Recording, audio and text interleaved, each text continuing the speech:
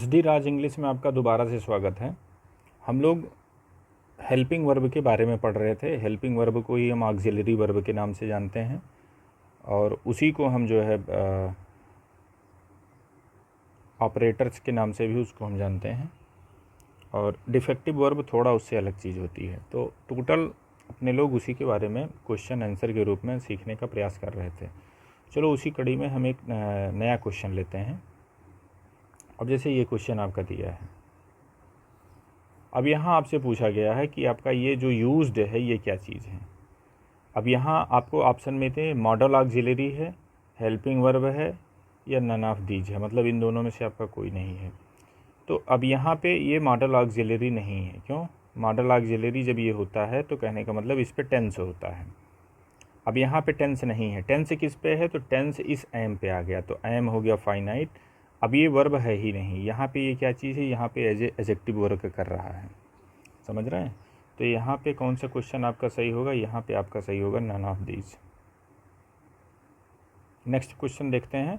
I am used to eating.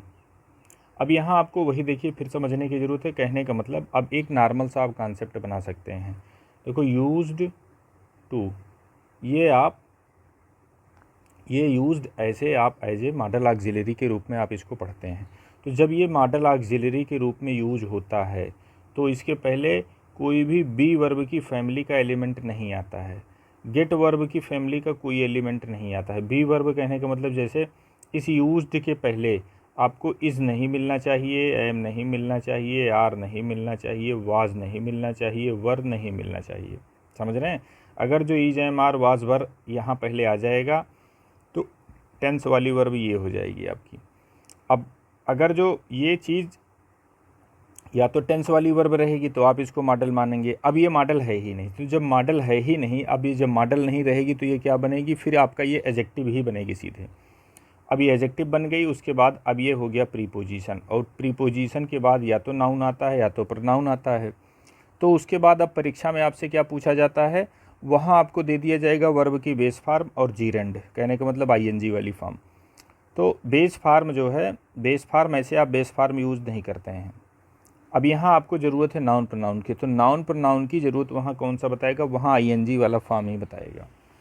तो अब ये क्वेश्चन जब इस टाइप का नीचे भी फर्दर हालांकि आपको जो है मिलेगा, यहाँ बस इतना आपको ध्यान देने की ज़रूरत है। क्या ध्यान देने की ज़रूरत है? जैसे यूज्ड मिले, यूज्ड के पहले is am are was were get got ये सब आपको न मिले तो समझ लेना उस कंडीशन पे ये मॉडल ऑक्सिलरी का वर्क कर रहा है। तब इसके बाद टू आएगा और टू के बाद ये फुल इन्फिनिटिव लेता है। जब ये मॉडल ऑक्सिलरी हो जाएगा तो ये फुल इन्फिनिटिव लेगा। कहने का मतलब टू और प्लस वर्ब की बेस फार्म, मतलब कहने का मतलब जैसे ईट, अब सही हो जाएगा। अगर जो ये मॉडल ऑक्सिलरी वर्क नहीं करता है तो फिर ये एडजेक्टिव का वर्क करता है। जब ये एडजेक्टिव का वर्क करेगा तब इसके बाद ये प्रीपोजिशन हो जाएगा, और प्रीपोजिशन के बाद तब आप जो है आईएनजी वाली फॉर्म लगाएंगे। इसमें इतना ध्यान देने की ज़रूरत है। हम लोग गलती क्या करते हैं? हम लोग गलती यही करते हैं कि यूज्ड टू हमने देखा नहीं, तुरंत हमने इसको मॉडल समझा और मॉडल के बाद हमारा मन होता है कि यहाँ बेस फॉर्म लगा दें, कहने का मतलब ईट लगा दें, वही हम लोग गलती कर देते हैं। हमको यहाँ भी एक बार देखने की ज़रूरत है कि इसके पहले कहीं बी वर्ब की फैमिली का कोई वर्ब तो नहीं है, और या गेट वर्ब की फैमिली का कोई आपका एक कोई वर्ब तो नहीं मिल रहा है। अगर जो ये दोनों नहीं मिल रहे हैं तब तो आप इसको मॉडल मानो। मॉडल मानने के बाद फिर आप टू लगाओ, मतलब मॉडल के बाद आप फुल इन्फिनिटिव लगाते हैं। फुल इन्फिनिटिव कहने का मतलब टू प्लस वर्ब की बेस फॉर्म। और अगर जो ये चीज़ नहीं सिचुएशन बनती है, कहने का मतलब अगर जो ये यूज्ड मॉडल ऑक्सिलरी का काम नहीं करता है तो ये काम किसका करता है? फिर ये काम एडजेक्टिव का करेगा। जैसे कि आपके इस सेंटेंस में यहाँ ये यूज्ड एडजेक्टिव का काम कर रहा है। जब एडजेक्टिव ये हो जाएगा तो अब इसके बाद ये प्रीपोजिशन हो जाएगा, और प्रीपोजिशन के बाद फिर इसको आईएनजी फॉर्म की ज़रूरत पड़ेगी। अब जैसे ये वाला सेंटेंस आप देखिए, ठीक, इसमें यूज्ड है, यूज्ड के पहले मुझे is am are was were में से कोई एक मिल गया, तो मतलब अब ये जो यूज्ड है, अब ये आपका मॉडल ऑक्सिलरी का काम नहीं करेगा। अब ये काम किसका करेगा? तो ये काम करेगा एडजेक्टिव का। तो जब ये एडजेक्टिव का काम करने लगा, जब ये एडजेक्टिव का काम किया तो अब इसके बाद इसको माना जाएगा प्रीपोजिशन, और प्रीपोजिशन के बाद फिर यहाँ पे हमको आईएनजी वाली फॉर्म लगानी है, वर्ब की बेस फॉर्म अब यहाँ नहीं लगनी है। और इस टू जैसी दिखने वाली चीज़ को हम क्या बोलेंगे, इसको बोलेंगे हम प्रीपोजिशन। दूसरा सेंटेंस आपको जो कंफ्यूज करेगा वो ऐसे लिखा जाएगा, आई यूज्ड टू स्मोक। ये क्या है, ये आई यूज्ड टू स्मोक में जो आप ये यूज्ड कर रहे हैं, देखिए इसके पहले ना तो गेट आपको मिल रहा है, ना तो इज़ मिल रहा है, ना तो एम मिल रहा है, ना तो आर मिल रहा है। तो अब ये मॉडल ऑक्सिलरी वर्क करेगा। मॉडल ऑक्सिलरी के बाद हम यूज्ड और आर्ट, ये ऐसे मॉडल हैं कि अपने बाद फुल इन्फिनिटिव लेते हैं। फुल इन्फिनिटिव कहने का मतलब टू लेंगे प्लस वर्ब की बेस फॉर्म लेंगे, और बाकी जितने मॉडल हैं वो अपने बाद बेयर इन्फिनिटिव लेते हैं। जैसे कैन गो, तो गो में यहाँ टू नहीं लगा है, टू ना लगने को ही बेयर इन्फिनिटिव बोला जाता है। कहने का मतलब इन्फिनिटिव का वर्क करेगा लेकिन उसमें टू नहीं है, तो वो बेयर इन्फिनिटिव बोला जाएगा।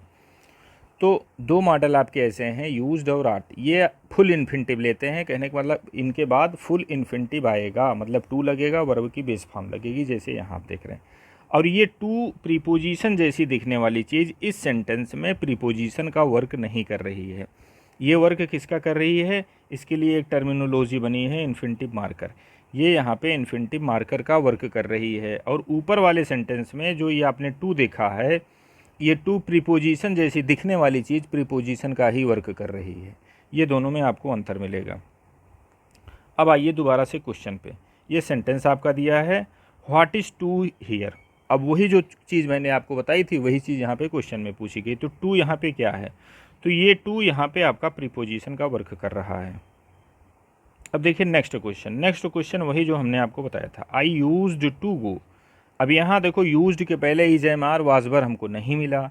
जब इज एम आर वाजबर नहीं मिला तो ये मॉडल ऑक्सिलरी हो गई। अब ये मॉडल ऑक्सिलरी हो गई तो यूज्ड और आर्ट दो ऐसी मॉडल ऑक्सिलरी हैं कि इनके बाद फुल इन्फिनिटिव आता है। अब ये टू इन्फिनिटिव बनाने के लिए यूज हो रहा है, तो इसको जो है अब क्या बोलोगे आप, ये इन्फिनिटिव मार्कर है टू यहाँ पे। अब ये टू आपका प्रीपोजिशन नहीं है। अब आप देखो प्रश्न में क्या पूछ रहा है, व्हाट इज यूज्ड हियर। यहाँ पे जो आप यूज्ड यूज किए हैं ये क्या चीज़ है, ये एडजेक्टिव का वर्क कर रहा है कि हेल्पिंग वर्ब है। तो जाहिर सी बात है ये यहाँ पे आपका हेल्पिंग वर्ब है। कहने का मतलब मॉडल ऑक्सिलरी हेल्पिंग वर्ब का ही तो काम करती है। तो ये यूज्ड यहाँ पे आपका हेल्पिंग वर्ब है, इसलिए आपका ये सेंटेंस करेक्ट है। चलिए नेक्स्ट सेंटेंस देखिए, I used to go there. अब ये आप बताओ क्या इस यूज्ड के पहले इज एम आर वाजबर या गेट ऐसी कोई चीज़ लगी है, नहीं लगी है। तो अब ये यूज्ड क्या काम करेगा, अब ये यूज्ड आपका मॉडल ऑक्सिलरी का काम करेगा। जब ये मॉडल ऑक्सिलरी का काम करेगा तो इसके बाद क्या आएगा, इसके बाद फुल इन्फिनिटिव आएगी। ये इन्फिनिटिव हो गया। यहाँ पे ये टू क्या है, यहाँ पे ये टू आपका प्रीपोजिशन नहीं है, ये इन्फिनिटिव मार्कर है। और यहाँ पूछा क्या गया है, वही टू यहाँ पे पूछा गया है कि यहाँ पे ये जो टू प्रीपोजिशन जैसी दिखने वाली चीज़ है वो क्या है, उसको हम बोलेंगे इन्फिनिटिव मार्कर। अगर जो ये इन्फिनिटिव मार्कर ऑप्शन में ना होता तो फिर इसको हम पार्टिकल में डाल देते। पार्टिकल चैप्टर में इन्फिनिटिव मार्कर ये एक जो है आपका चैप्टर के अंदर फर्दर चैप्टर आपको ये मिलेगा। चलो नेक्स्ट क्वेश्चन देखते हैं, आई यूज्ड टू गो। क्या इस यूज्ड के पहले आपको कोई इज एम आर वाजबर गेट इस टाइप की वर्ब मिली, नहीं मिली। तो अब ये यूज्ड क्या काम करेगा, यूज्ड आपका अब यहाँ पे हेल्पिंग वर्ब, कहने का मतलब वही मॉडल ऑक्सिलरी का काम करेगा। अब ये जब मॉडल ऑक्सिलरी बन गया तो इसके बाद वर्ब की जो है वो आएगी फुल इन्फिनिटिव ये लेगा। कहने का मतलब टू प्लस बेस फॉर्म। अब यहाँ पे जो ये टू आपको दिख रहा है ये प्रीपोजिशन जैसी दिखने वाली चीज़ प्रीपोजिशन का वर्क नहीं कर रही है, ये वर्क कर रही है इन्फिनिटिव मार्कर का। अब क्वेश्चन में आपके क्या पूछा गया है, व्हिच वर्ब इज़ मेन। यहाँ पे मेन वर्ब कौन सी है, तो मेन वर्ब आपकी ये है। देखो मेन वर्ब को ही लेक्सिकल वर्ब कहते हैं, ऐसी वर्ब जिसमें मीनिंग हो। अब यहाँ पे जो यूज्ड लिखा गया है, इस यूज्ड में अगर जो आप मीनिंग ढूंढेंगे तो यहाँ कोई मीनिंग नहीं है। अगर जो ये यूज्ड प्रयोग किया हुआ ये मीनिंग आप निकालते हैं तो ये मेन वर्ब के रूप में जब आप यूज करते हैं तब होता है। यहाँ पे इस यूज्ड का जो है यूज जो है मेन वर्ब के रूप में नहीं हुआ। जैसे आई यूज्ड दिस ग्लास, तो अब यहाँ जो यूज्ड मैं यूज किया हूँ इसमें जो है ये मेन वर्ब है, इसको लेक्सिकल वर्ब आप बोलेंगे, ये हेल्पिंग वर्ब आपकी नहीं है। चलो नेक्स्ट क्वेश्चन देखो, ये देखो बहुत ही अच्छा क्वेश्चन है, यहाँ आपको काफ़ी मज़ा आएगा इनमें। अब यहाँ पूछा गया है कि ये जो चीज़ लिखी गई है क्या ये वर्ब के डेकोरम को पूरा करती है, तो ओबियसली ये वर्ब के डेकोरम को पूरा करती है।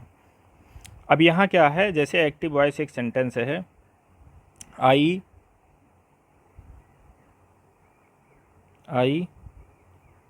Have food. अब इस फूड का मतलब यहाँ ईट है, आई ईट फूड, मैं खाना खाता हूँ, ठीक। अब इसका आप पैसिव वॉइस बनाओ, तो जहाँ ये हैव है इसका मतलब क्या है, ईट है, तो इसका पैसिव वॉइस आप कैसे बनाओगे, ऐसे ही तो बनाओगे, फूड इज़ हैड, मतलब ईटन। ये हैड का मतलब भाई हैव का थर्ड फॉर्म, हैड, तो आपने क्या किया, फूड इज़ आपने प्रेजेंट इंडेफिनिट टेंस था तो आपने इज़ लगाया। फिर ये हैव वर्ब दी गई है, मतलब ये ईट के इक्विवेलेंट टू है, तो आप इसका थर्ड फॉर्म लगाएंगे, तो यहाँ हमने हैड लिख दिया है, हैव था तो हमने हैड कर दिया। ये हैड यहाँ क्या मीनिंग दे रहा है, या यहाँ पे ये हैड मीनिंग दे रहा है ईटन, और ये सब्जेक्ट था तो इनको बाई लगा के मैंने ऑब्जेक्ट बना दिया, तो वही चीज़ यहाँ पे दी गई है, तो ये वर्ब के डेकोरम को पूरा करती है, तो कहने का मतलब ये सेंटेंस आपका करेक्ट है। इस वीडियो में इसको यहीं तक रखते हैं, नेक्स्ट वीडियो में हम जो है 30 से फिर कवर करते हैं। थैंक्स।